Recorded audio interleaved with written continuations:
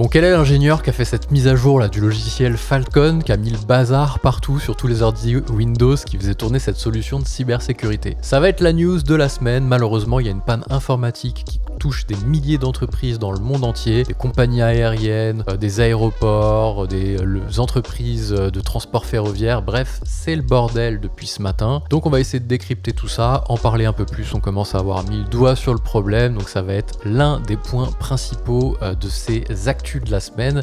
Je suis Baptiste du Mémo, je partage le meilleur de la tech au quotidien et je fais un récap chaque vendredi. Il y a une newsletter, un podcast, une vidéo, bref, vous trouverez le moyen de vous abonner si ces sujets vous intéressent. C'est parti. Donc cette semaine, première actu, malheureusement elle est plutôt négative, c'est qu'il y a une panne informatique qui touche des milliers d'entreprises dans le monde. Ça a commencé un petit peu autour de l'Australie, de la Nouvelle-Zélande, et finalement on s'est rendu compte que c'était globalisé dans le monde entier. Il y a plein d'entreprises, la chaîne ABC, Air France qui est en partie concernée par des escales. Il y a beaucoup de services en Australie, des banques, des supermarchés, les compagnies Delta, qui est une des plus grandes compagnies aux États-Unis, United, American Airlines, donc les trois plus grosses compagnies américaines sont carrément clouées au sol.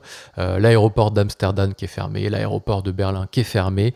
Et au fil des minutes, on a vu cette liste s'allonger. Et petit à petit, on a mis le doigt, je ne faisais pas partie du tout des gens qui trouvaient les solutions, mais les gens ont mis le doigt sur la source du problème. Ça venait majoritairement d'ordinateurs qui tournent sur Windows et qui faisaient tourner le logiciel Falcon développé par CrowdStrike qui est un éditeur de solutions de cybersécurité. Et bien tous les ordinateurs Windows qui faisaient tourner ce système affichaient un génialissime blue screen au démarrage. Si vous êtes utilisateur Windows, vous l'avez forcément eu une fois dans votre vie, cette espèce d'écran qui fait froid dans le dos, qui glace le sang, blue screen et qui empêche l'ordinateur de se lancer. Et bien quand ça touche des ordinateurs qui sont censés faire de l'aiguillage d'avions, alors je dis des exemples, c'est pas forcément le cas, mais s'il y a des aéroports qui ferment, on imagine que ça touche des serveurs ou des ordinateurs qui ont des rôles stratégiques, et ben les ordinateurs se lancent pas, le système est bloqué et ça crée des pannes informatiques mondiales. Alors il semble qu'il y ait une solution qui consiste à faire des modifications dans un dossier, à renommer le dossier CrowdStrike qui permet ensuite de relancer l'ordinateur. C'est pas encore une solution officielle a priori. Bref, à l'heure où je vous tourne cet épisode de podcast, la panne existe toujours, il y a encore des entreprises qui sont touchées. Donc ça pose quand même des questions de voir à quel point un logiciel unique peut bloquer autant de choses dans le monde et qu'il n'y ait pas des backups qui puissent être faits sur d'autres systèmes. Enfin bon, ça a toujours été un peu le cas avec Windows. Il y a une mise à jour qui se lance, vous ne savez pas pourquoi, ça fait tout planter. Pendant 10 ans, même 18 ans, j'ai travaillé dans ce domaine-là. On avait des serveurs qui tournaient sur Windows pour héberger des applications de gestion, des logiciels de comptabilité, des CRM, etc. Avant que le SaaS existe, on hébergeait ça sur des serveurs et on faisait tourner ça en serveur avec les postes clients qui se connectaient au serveur en local. Et bien un matin, on arrivait et il y avait une mise à jour Windows qui avait tourné et qui plantait complètement le système. Ah bah oui, c'est vrai, il y a une mise à jour Windows de sécurité qui fait que ça fonctionne plus du tout. Et vous aviez tous les administrateurs réseau et les spécialistes informatiques qui disaient mais les mises à jour Windows sur les serveurs, les mises à jour automatiques Windows sur les serveurs, faut absolument pas les activer. Alors que c'est censé quand même être le truc qui permet de maintenir un système à jour. Et ben non, à l'inverse, sur Windows, vous aviez des mises à jour qui se faisaient toutes seules et qui faisaient tout planter. Et donc historiquement, on savait qu'il fallait pas activer les mises à jour automatiques, sinon ça mettait le bazar. C'est exactement ce qui s'est passé ce matin. Il y a une mise à jour qui est passée. Les gens ont fait la mise à jour, ou la mise à jour s'est faite toute seule sur les ordi ou sur les serveurs. L'ordinateur a dû redémarrer, parce que forcément, quand il y a une mise à jour qui passe, il y a besoin forcément parfois d'un reboot, et ça rebootait pas, il y avait un blue screen, et ça a paralysé, ça continue de paralyser pas mal de choses dans le monde entier.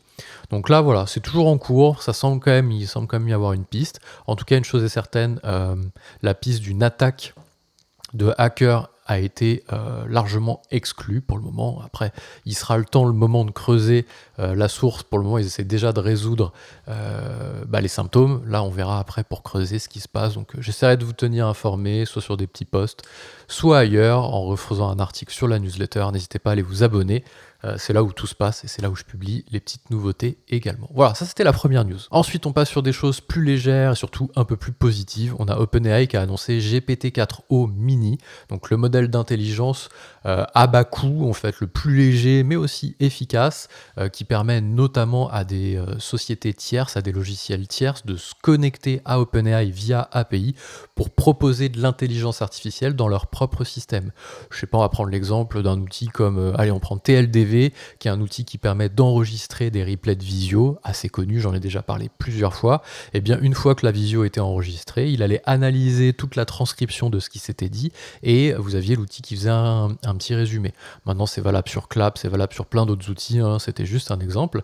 Et bien, TLDV n'avait pas son modèle d'intelligence artificielle. Il s'appuyait sur GPT-4, enfin, pour le coup, il s'appuyait sur GPT 3.5, comme la majorité des systèmes qui s'appuyaient sur OpenAI via API, pour proposer ce résumé-là. Et bien, désormais, il y a GPT-4o Mini qui est fait pour ça, et vous avez, je crois, 60 centimes pour 1 million d'appels de tokens, ce qui fait que c'est un prix imbattable pour avoir accès à l'intelligence artificielle pour des logiciels tiers. Donc ça a été annoncé aujourd'hui ou hier, je ne sais plus précisément, et on va très certainement voir toutes ces applis qui utilisent OpenAI en API migrer sur ce système plus puissant, plus efficace et moins cher. Ensuite, des petites news autour des utilisateurs d'Android qui ont été servis cette semaine, puisque Notion a annoncé la disponibilité de Notion Calendar pour les utilisateurs Android. Donc c'est disponible depuis le 17 juillet sur le Play Store. Vous pouvez télécharger Notion Calendar sur votre mobile qui tourne sur Android. C'est le fameux outil Notion Calendar qui avait été racheté, qui était issu d'un rachat de Notion de Chrome Calendar, qui était un éditeur indépendant qui a été racheté par Notion, qu'ils ont transformé en Notion Calendar et qu'ils avaient déployé d'abord sur la partie ordinateur, une version macOS, une version iPhone, et désormais il y a une version Android. Et je sais plus s'il y a une version Windows qui est disponible, je veux dire une version Windows applicative, où on n'a pas besoin d'ouvrir un navigateur, parce que forcément il y a une appli SaaS, mais je sais plus s'il y a une appli Windows. S'il y a une appli Windows, donc macOS, Windows, Apple Store, Google Play, donc désormais c'est disponible partout. J'ai eu la réponse en live en même temps que je vous parlais. Même chose toujours pour Android, on a Claude dont on a beaucoup parlé ces dernières semaines, parce que c'est devenu vraiment un module d'intelligence artificielle très très valable. Personnellement j'ai migré dessus, donc j'ai laissé OpenAI de côté pour passer sur Claude. Attention, je le répète, ne faites pas des migrations comme ça, sauf si vous êtes tout seul bien entendu, mais si vous avez une équipe, mieux vaut capitaliser sur l'habitude qu'ont pris les gens à utiliser un outil que vouloir toujours aller chercher le module le plus brillant, le shiny object, parce qu'il propose 2% d'efficacité en plus. Donc voilà, si vous êtes tout seul et vous avez une équipe de technophiles, n'hésitez pas à faire des migrations, à aller tester. Moi c'est mon métier, hein. J'essaie de découvrir les meilleurs outils et d'en parler en podcast, en vidéo, donc forcément j'ai migré dessus parce que je le trouve plus efficace. Et bien désormais vous avez l'application Android qui est aussi disponible. C'était uniquement réservé, enfin pour l'application mobile je parle, c'était uniquement réservé aux iPhones. Désormais vous l'avez aussi sur Android. Ensuite, une petite news autour de Conto, qui est vraiment une solution que j'apprécie de plus en plus, qui est ma banque depuis maintenant quelques années, et j'aime bien ce qu'ils font autour de la gestion et autour des fonctionnalités supplémentaires. À un moment, quand on a répondu à tous les usages d'une banque, on n'a plus rien à innover. C'est-à-dire que quand Conto est devenu une vraie banque, parce qu'avant ils étaient opérateurs, je crois, simplement de paiement, ils sont devenus vraie banque, ils ont proposé des fonctionnalités autour de la banque, ils se sont mis à niveau, en plus de ce qu'ils proposaient en plus, ils peuvent pas forcément réinventer la poudre. Et donc là, ils vont proposer des solutions autour du cœur de leur fonctionnalité banque. Là, on voit l'agrégation des comptes qui est disponible, donc on peut venir agréger comme ça des comptes externes qui ne tournent pas forcément sur Conto. C'est disponible pour plus d'1 millier de banques, donc plus de 1000 banques disponibles pour pouvoir connecter en fait ces banques tiers. Si vous avez une banque sur ING, j'en sais rien, vous connectez votre banque, vous l'agrégez, ça vous permet d'avoir des soldes consolidés, d'avoir accès aux détails des transactions, mais c'est pas tout. Vous allez aussi pouvoir rattacher des justificatifs à des transactions qui ne sont pas des transactions Conto. Et c'est ça que je trouve cool, c'est qu'on sait que la gestion des justificatifs sur Conto, elle est hyper bien faite et elle permet d'avoir aussi un archivage légal des PDF, c'est-à-dire que si vous, ou des photos d'ailleurs, si vous prenez, vous allez au resto, vous sortez, vous invitez un client, vous prenez en photo votre ticket, vous l'attachez à une transaction, vous avez vous n'avez plus besoin de garder le ticket papier, il y a un archivage légal qui est fait. Et bien désormais, on va pouvoir faire la même opération pour des comptes agrégés, donc des transactions qui auraient été faites, je sais pas, avec votre carte BNP, parce que pour cet exemple-là, vous avez dû utiliser votre compte BNP pour payer, et bien vous pouvez prendre en photo le justificatif et l'attacher comme si c'était une transaction compto. C'est ça que je trouve cool. Et j'aime bien aussi ce qu'ils proposent autour de la gestion, le fait de pouvoir faire des devis, des factures, donc tout ce qui va aller graviter autour des fonctionnalités cœur bancaire, on va avoir des choses vraiment très intéressantes. La dernière actu, qui n'est pas forcément une actu, mais qui est plutôt une petite news, je me suis posé la question de savoir si on pouvait faire son CRM sur un outil qui n'est pas fait pour ça à la base. Est-ce qu'il faut vraiment un CRM pour gérer sa relation client, son business, ou est-ce qu'on peut utiliser par exemple Notion? Eh bien j'ai tourné une petite vidéo pour pousser l'exercice et je me suis dit, je vais prendre Pipedrive d'un côté, je vais prendre Notion de l'autre et je vais essayer de recréer tous les menus et toutes les fonctionnalités de Pipedrive, qui est un pur CRM, directement dans Notion. Et bien le résultat, c'est qu'on peut en fait gérer son CRM dans Notion, donc sans avoir besoin forcément d'un logiciel dont c'est l'usage à la base.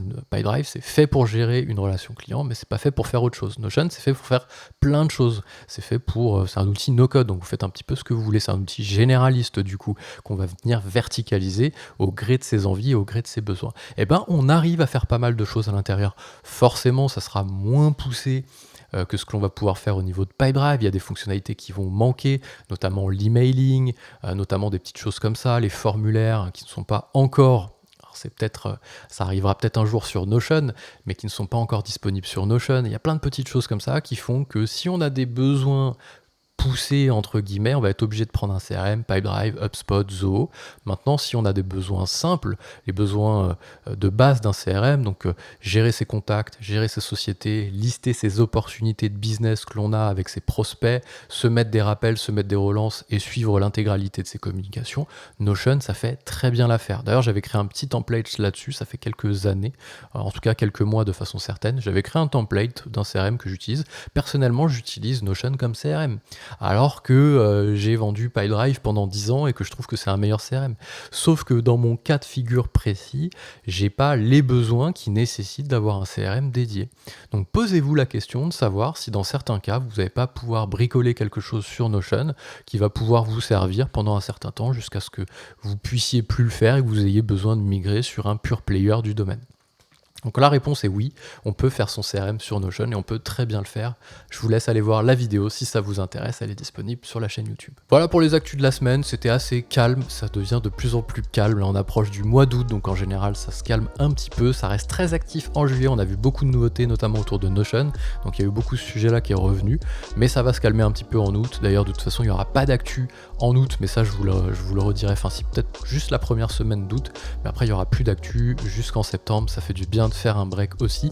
Les vidéos continueront d'arriver sur la chaîne YouTube parce que j'ai quelques vidéos d'avance et un beau programme d'ailleurs, des tutos, des tests, des reviews, donc ça va continuer toutes les semaines. Il va y avoir des vidéos sur la chaîne même pendant le mois d'août, donc n'hésitez pas à aller vous abonner si ces sujets là vous intéressent et que vous avez du temps en août pour geeker sur des sujets de fond, ça peut être pratique.